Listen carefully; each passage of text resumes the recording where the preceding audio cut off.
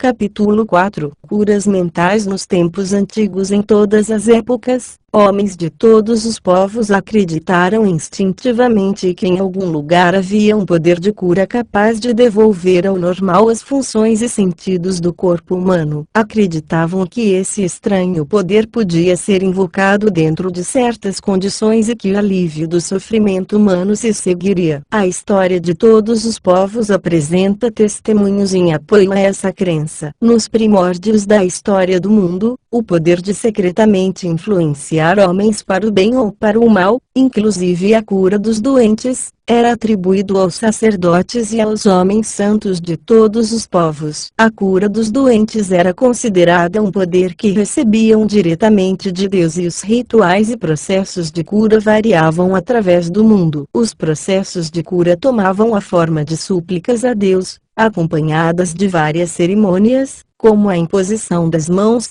fórmulas mágicas, uso de amuletos, talismãs, anéis, relíquias e imagens. Já é caso sabido que nas religiões da antiguidade o sacerdote dos antigos templos ministravam drogas aos pacientes e faziam-lhes sugestões hipnóticas pouco antes de que caíssem no sono, dizendo-lhes que seriam visitados pelos deuses durante o sono e ficariam curados. Muitas curas sucediam. Evidentemente, tudo isso era obra das fortes sugestões da mente subconsciente. Após o cumprimento de certos ritos misteriosos, os devotos de Hecate veriam a deusa durante o sono, contanto que antes de dormir tivessem rezado de acordo com instruções esquisitas e fantásticas. Tinham de fazer uma mistura de lagarto, resina, incenso e mirra, moendo tudo a céu aberto numa noite de lua em quarto crescente. Registravam-se curas em muitos casos após esse grotesco procedimento. É evidente que esses estranhos processos, como os dos exemplos já citados, favoreciam a sugestão, a aceitação pela mente subconsciente dessas pessoas, fazendo um poderoso apelo à imaginação. Na verdade, em todas essas curas, o subconsciente do paciente era o verdadeiro responsável pela cura. Em todas as épocas, curandeiros obtiveram resultados notáveis em casos nos quais a habilidade médica autorizada falhara. Isso dá o que pensar. Como esses curandeiros, em todas as partes do mundo, realizaram suas curas. A realização de todas essas curas resulta da crença cega da pessoa doente, libertando o poder de cura de sua mente subconsciente. Muitos dos remédios e métodos utilizados eram estranhos e fantásticos, o que incendiava a imaginação dos pacientes, provocando um estimulante estado emocional. Esse estado da mente facilitava a sugestão de saúde, que era aceita pelas mentes consciente e subconsciente do doente. No próximo capítulo falaremos mais detalhadamente sobre o assunto. A Bíblia relata a utilização dos poderes do subconsciente, por isso vos digo, tudo quanto em oração pedirdes crede que és haveis de receber, e que as obterás. S. Marcos 11:24. Observe as diferenças nos tempos dos verbos. O autor inspirado diz-nos que acreditemos e aceitemos como verdade o fato de nosso desejo já se ter realizado, já estar concluído, e que sua consecução será um fato no futuro. O sucesso dessa técnica repousa na convicção de que o pensamento, ideia ou imagem já é um fato na mente. A fim de que alguma coisa tenha substância no reino da mente é preciso que se imagine que já existe lá dentro. Em algumas palavras místicas, a Bíblia dá uma orientação concisa e específica para a utilização do poder criador do pensamento, imprimindo-se ao subconsciente a coisa particular que se deseja. Seu pensamento, ideia, projeto ou objetivo é tão real em seu próprio plano como sua mão ou seu coração. Seguindo a técnica bíblica, você elimina completamente de sua mente todas as ponderações de condições, circunstâncias ou qualquer coisa que possa implicar em contingências adversas. Você está plantando uma semente, conceito, na mente que, se for deixada em sossego, inevitavelmente germinará em realização externa. A primeira condição que Jesus instituiu foi a fé. Na Bíblia se pode ler, repetidas vezes, de acordo com a tua fé, assim te acontecerá. Se você planta certos tipos de sementes no solo, tem fé de que crescerão de acordo com sua espécie. É assim que acontece com as sementes e, confiando nas leis do desenvolvimento e da agricultura, você sabe que as sementes germinarão conforme a sua espécie. A fé, como se menciona na Bíblia, é um modo de pensar, uma atitude da mente, uma certeza interior, sabendo que a ideia aceita integralmente pela mente consciente será transmitida à mente subconsciente e concretizada. A fé consiste, em certo sentido, em aceitar como verdade o que sua razão e seus sentidos negam, isto é, o abandono das posições da mente consciente, racional e analítica, e a adesão a uma atitude de confiança integral no poder interior da mente subconsciente. Um exemplo clássico da técnica bíblica está registrado em Mateus 9, 28-30, e, tendo entrado em casa, aproximaram-se dele os cegos, e Jesus lhes perguntou: credes que vos posso fazer isto? Responderam-lhe: sim, Senhor. Então lhes tocou os olhos, dizendo: faça-se conforme a vossa fé. E abriram-se-lhes os olhos. Jesus, porém, os advertia severamente, dizendo: vede que ninguém o saiba. Nas palavras faça-se conforme a vossa fé pode-se verificar que Jesus está na verdade fazendo um apelo à cooperação da mente subconsciente dos cegos. A fé era sua grande esperança, o sentimento interior, a convicção interior de que algo milagroso aconteceria e que suas orações seriam atendidas e foram. Essa é a técnica de cura perpetuada por todas as espécies, utilizada da mesma forma por todos no mundo inteiro, independente das convicções religiosas. Com as palavras vede que ninguém o saiba, Jesus recomendou aos recém-curados que não discutissem a cura, porque seriam objeto das críticas sépticas dos incrédulos. Isso podia servir para anular os benefícios que haviam recebido das mãos de Jesus, ao lhes porem pensamentos de medo, dúvida e ansiedade na mente subconsciente, pois com autoridade e poder ordena aos espíritos imundos, e eles saem. Lucas 4:36. Quando os doentes vinham a Jesus para ser curados, saíam curados por causa da fé que possuíam juntamente com sua fé e compreensão do poder de cura do subconsciente, o que determinava, sentia intimamente que era verdadeiro. Ele e as pessoas que necessitavam de ajuda eram todos a mente subjetiva universal e seu conhecimento e convicção interiores do poder de cura alteravam os padrões negativos destruidores do subconsciente dos pacientes. As curas resultantes eram a resposta automática à mudança mental interna. Sua ordem era o apelo ao subconsciente dos pacientes somado à sua consciência, sentimento e absoluta confiança na resposta do subconsciente e as palavras que pronunciava com autoridade. Milagres nos santuários do mundo inteiro é um fato reconhecido que ocorreram curas em vários templos do mundo inteiro, no Japão e na Índia, na Europa e na América. Visitei diversos dos famosos santuários do Japão. No famoso santuário de Diabutsu há uma gigantesca estátua de bronze, representando Buda com as mãos entrelaçadas e a cabeça inclinada, numa atitude de profundo êxtase contemplativo. Possui 13 metros de altura e é conhecido como Grande Buda. Ali, vi jovens e velhos depondo oferendas a seus pés. Oferece-se dinheiro, frutas, arroz e laranja. Acendem-se velas, queima-se incenso e recitam-se orações e pedidos. O guia explicou-me a salmodia de uma jovem que murmurava uma oração, depois curvou-se toda e colocou 2 laranjas como oferenda. Disse-me que ela perdera a voz e recuperara no templo. Estava agradecendo a Buda por ter recobrado a voz. Tinha fé em que Buda lhe devolveria a voz se seguisse um determinado ritual, jejuasse e fizesse certas oferendas. Tudo isso contribuiu para inspirar fé e esperança, resultando num condicionamento de sua mente até a crença de ficar curada. E o subconsciente respondeu a essa crença. Para exemplificar ainda mais o poder da imaginação e a fé cega, vou contar o caso de um parente meu, portador de tuberculose. Os pulmões estavam bastante atacados pela doença. O filho decidiu curá-lo. Voltou para Perth, na Austrália Ocidental, onde o pai vivia, e disse-lhe que encontrara um monge que voltara de um dos templos de Ora na Europa. Esse monge vendera-lhe um pedaço da cruz verdadeira. Disse que dera ao monge equivalente a 1 milhão pelo pedaço da cruz. O jovem,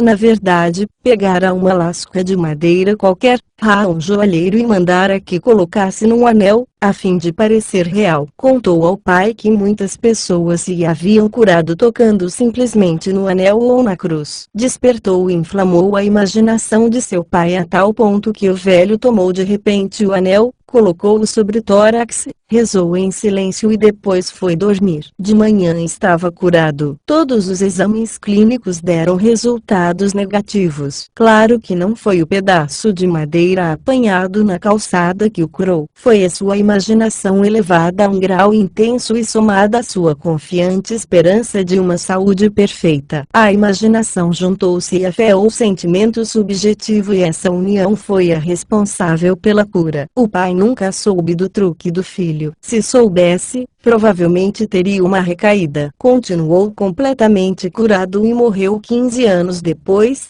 aos 89 anos de idade. Um princípio universal de cura é um fato sabido que todas as diversas escolas de cura obtêm resultados realmente maravilhosos. A conclusão óbvia que se chega é que deve haver algum princípio básico comum a todas, a saber, a mente subconsciente, e um só processo de cura, a fé. É chegado o momento de, mais uma vez, recordar as seguintes verdades fundamentais. Em primeiro lugar, você possui funções mentais que foram distinguidas, designando-se uma como mente consciente e outra como mente subconsciente. Em segundo lugar, o seu subconsciente é permanentemente suscetível ao poder da sugestão. Além disso, seu subconsciente possui controle completo das funções, condições e sensações de seu corpo. Atrevo-me a acreditar que todos os leitores deste livro sabem que sintomas de quase todas as doenças podem ser induzidos em pessoas sob estado hipnótico, por sugestão. Por exemplo, uma pessoa em estado hipnótico pode ficar com febre, rosto corado ou calafrios, de acordo com a natureza da sugestão que lhe for dada. Como experiência, você pode sugerir a uma pessoa que está paralítica e não pode andar e assim acontecerá. Outra experiência, leve um copo de água fria ao nariz de uma pessoa em estado hipnótico e diga-lhe, isto está cheio de pimenta. Cheire. E a pessoa vai espirrar. Qual será a causa do espirro? A água ou a sugestão? Se uma pessoa disser que é alérgica a alguma flor,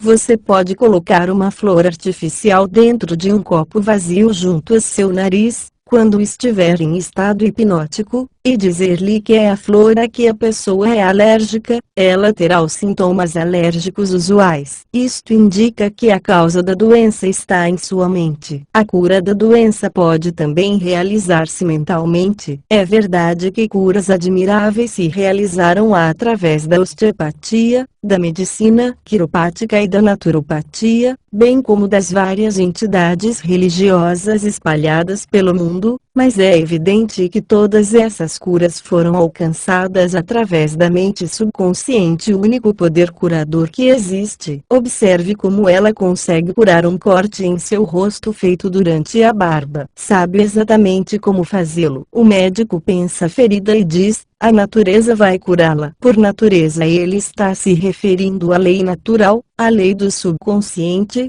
da autopreservação, que é a função do subconsciente. O instinto de autopreservação é a primeira lei da natureza. O seu instinto mais forte é a mais poderosa das autossugestões. Teorias bastante diferentes. Seria cansativo e sem proveito discutir em profundidade as numerosas teorias propostas por diversas seitas religiosas e grupos de terapia pela oração. Há muitos que defendem a tese de que sua teoria, como produz resultados, é consequentemente a correta. Isto, como foi explicado neste capítulo, não pode ser verdade. Você agora já sabe que todos os tipos de cura são possíveis. Franz Anton Mesmer, um médico austríaco, 1734-1815, que exercia sua profissão em Paris, descobriu que com a aplicação de ímãs ao corpo doente podia conseguir curas milagrosas. Também alcançou curas com diversos outros pedaços de vidro e metal. Suspendeu essa forma de tratamento e afirmou que suas curas se deviam ao magnetismo animal, criando a teoria de que essa substância era projetada do curandeiro para o paciente. O seu método de tratamento das doenças passou a ser por hipnotismo, que passou por isso a ser chamado de mesmerismo. Outros médicos disseram que suas curas se deviam à sugestão e nada mais. Todos esses grupos, psiquiatras, psicólogos, osteopatas, quiropráticos, médicos e todas as igrejas utilizam o singular poder universal que existe no subconsciente. Cada um pode sustentar que as curas se devem à sua teoria, mas o processo de todas as curas é uma atitude mental positiva e definida, uma atitude interior, uma maneira de pensar que, em suma, se chama fé. A cura se deve a uma esperança confiante que atua como uma poderosa sugestão sobre o subconsciente, libertando o seu poder de curar. Duas pessoas não se curam por poderes diferentes. É verdade que cada uma pode possuir seu próprio método ou teoria, mas há um único processo de cura, que é a fé. Há um único poder de cura ao subconsciente. Escolha a teoria e método que preferir. E pode ficar descansado que, se tiver fé, alcançará os resultados que desejar. As opiniões de Paracelsus. Felipe Paracelsus, famoso alquimista e médico suíço que viveu de 1493 a 1541, obteve grandes curas em seus dias. Foi dos primeiros a afirmar o que é hoje um fato científico óbvio, ao dizer, quer o objeto de sua fé seja verdadeiro ou falso, os efeitos obtidos serão os mesmos. Assim, se eu tiver fé na estátua de São Pedro como deveria ter no próprio São Pedro em pessoa, obterei os mesmos resultados que teria obtido de São Pedro. Mas isto é superstição. A fé, contudo, produz milagres, e quer seja falsa ou verdadeira, produzirá sempre as mesmas maravilhas. As ideias de Paracelsus também foram acolhidas no século XVI por Pietro Pomponazzi, filósofo italiano contemporâneo de Paracelsus, que disse: podemos facilmente conceber os efeitos maravilhosos que a fé e a imaginação podem produzir, especialmente quando ambas as qualidades são intercambiadas entre os pacientes e a pessoa que os influencia. As curas atribuídas à influência de certas relíquias são o efeito da imaginação e da fé. Charlatães e filósofos sabem muito bem que,